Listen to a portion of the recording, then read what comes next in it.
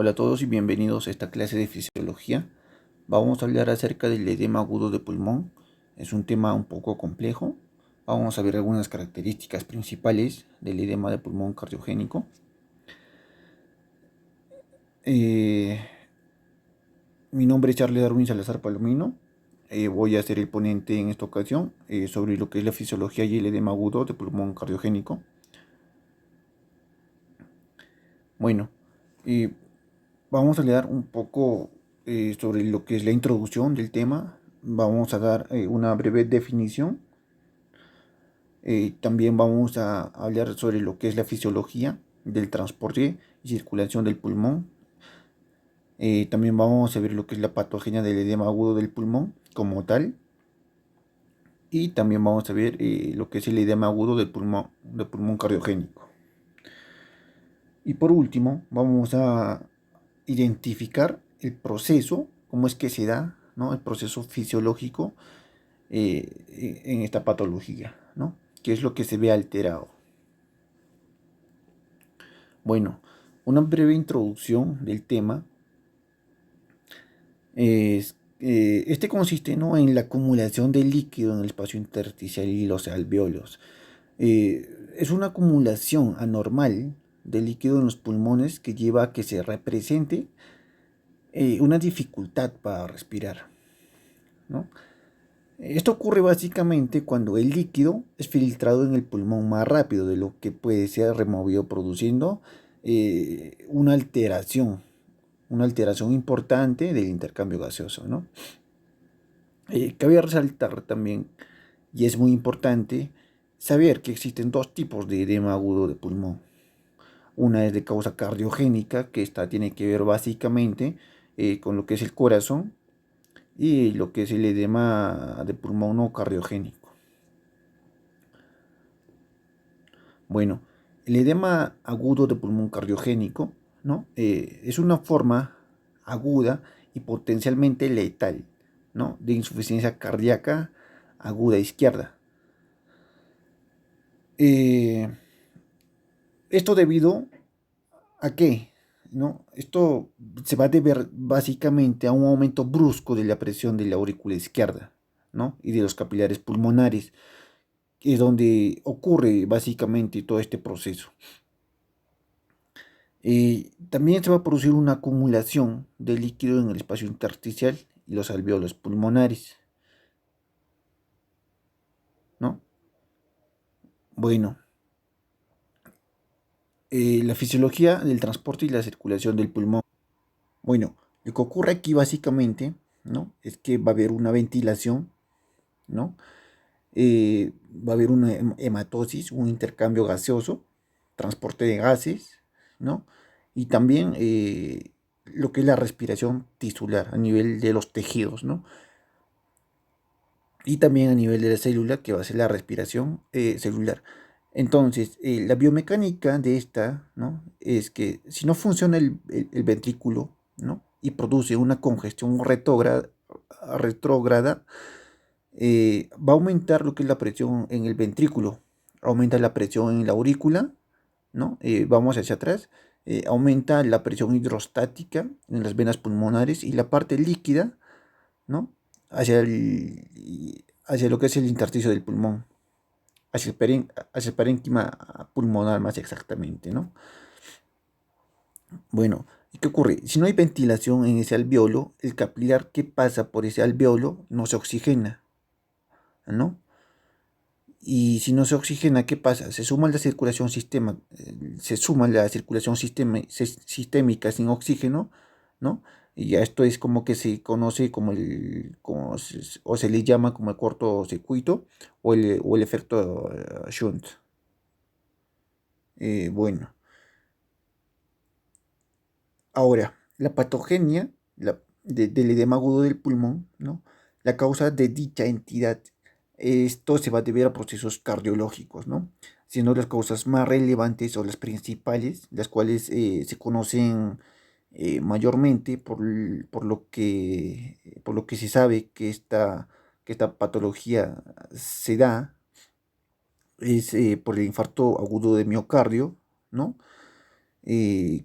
que va a haber un taponamiento a nivel de este.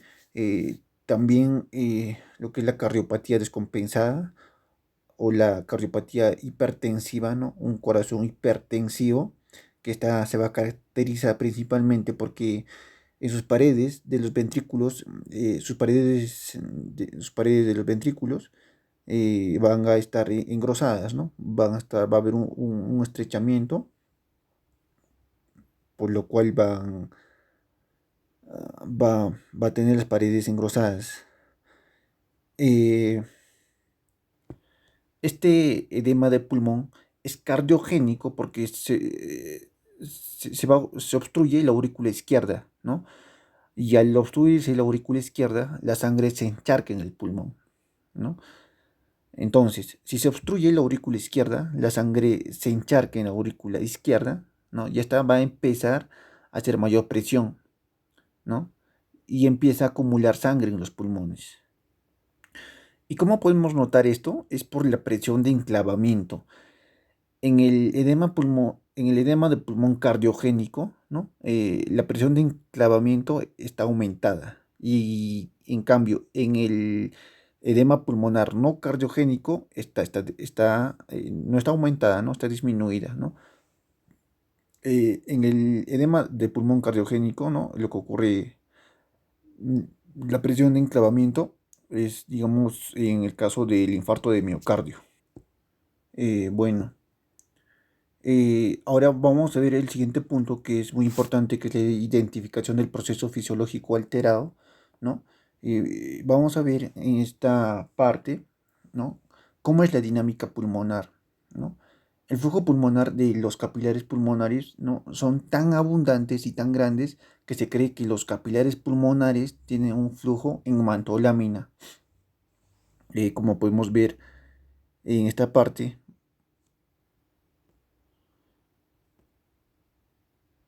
que vamos a llamarle A, y por este lado, que vamos a llamarle B.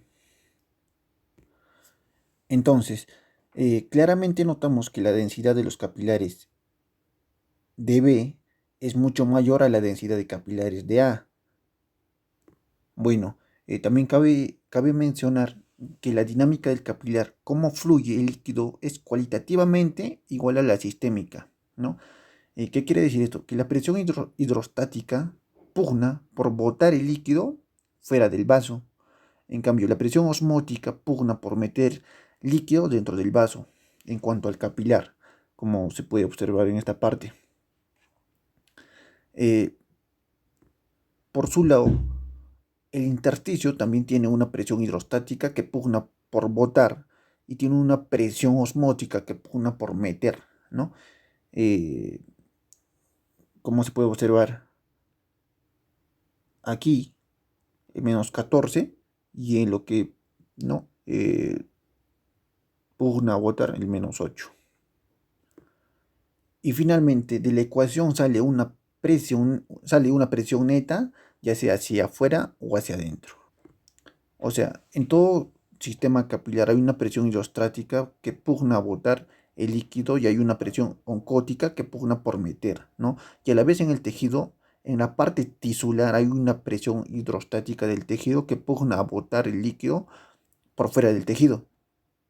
Y hay una presión oncótica que pugna a jalar líquido dentro del tejido, ¿no? Y del equilibrio de esto se tiene una presión neta, ya sea de salida al capilar o de entrada al capilar. Como podemos ver en este gráfico, ¿no? Se explica. Entonces, la dinámica del capilar es cualitativamente igual a la sistémica, pero cuantitativamente distinta. ¿Por qué? Porque mientras en el sistema a la circulación sistémica, la presión hidrostática va a ser de 17 milímetros de mercurio, ¿no? Que es una presión alta, ¿no? Y la presión dentro del capilar pulmonar va a ser baja.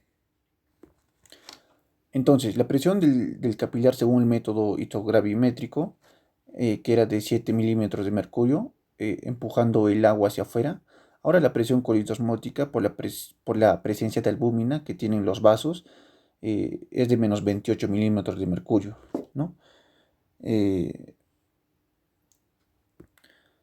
Entonces, si nosotros tenemos más 7 y menos 28, entonces la presión neta en el vaso es de menos 21, ¿no? Esto va a ser hacia adentro, o sea, si va a ser hacia adentro, quiere decir que está jalando agua, está chupando agua.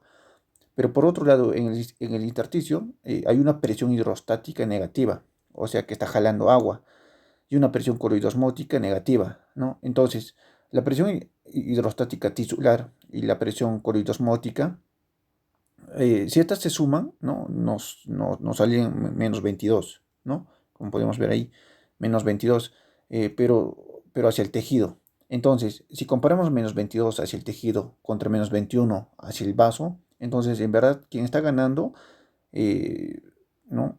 Está ganando el tejido. Entonces hay un menos 1 a favor del tejido, lo cual sería un más 1 de salida del capilar, ¿no? Así es que hay una presión de más 1 de salida del capilar, que también se puede leer como menos 1 de entrada hacia el tejido, que se puede observar en la imagen.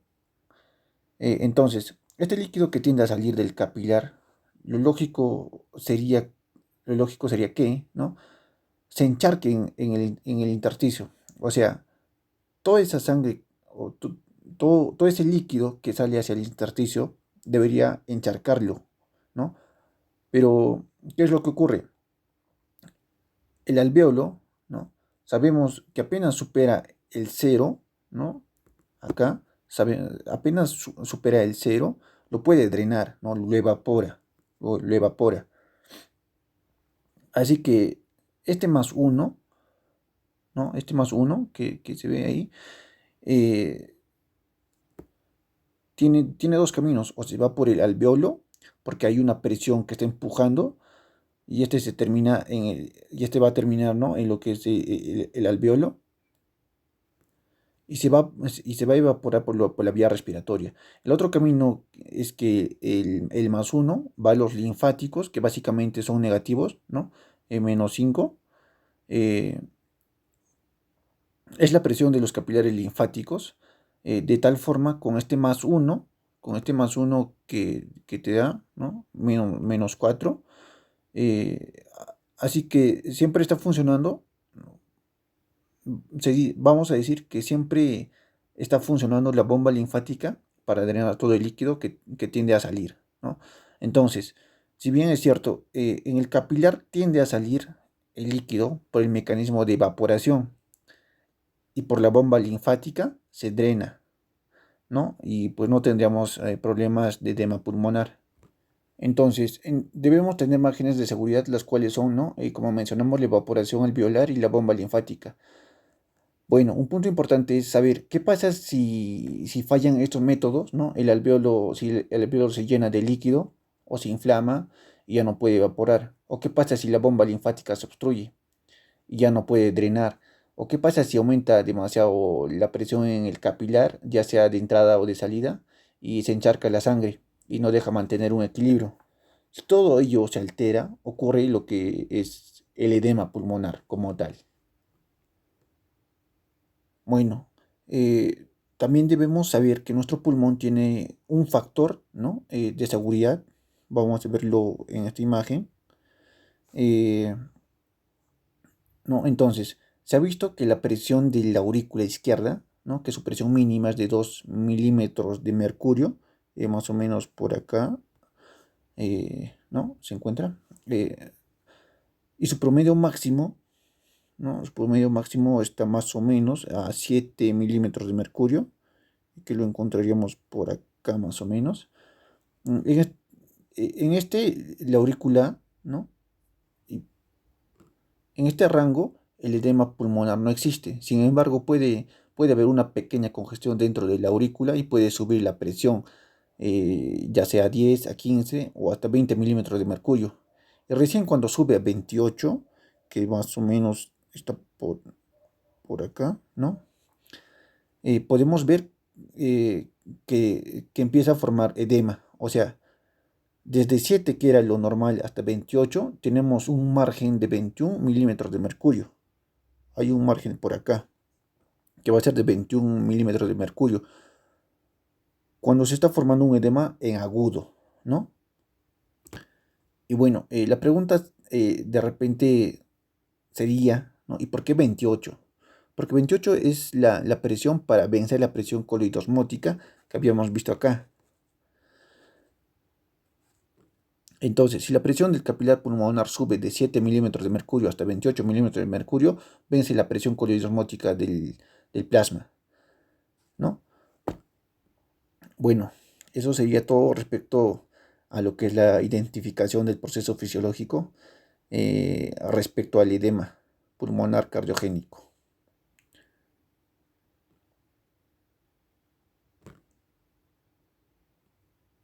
Gracias.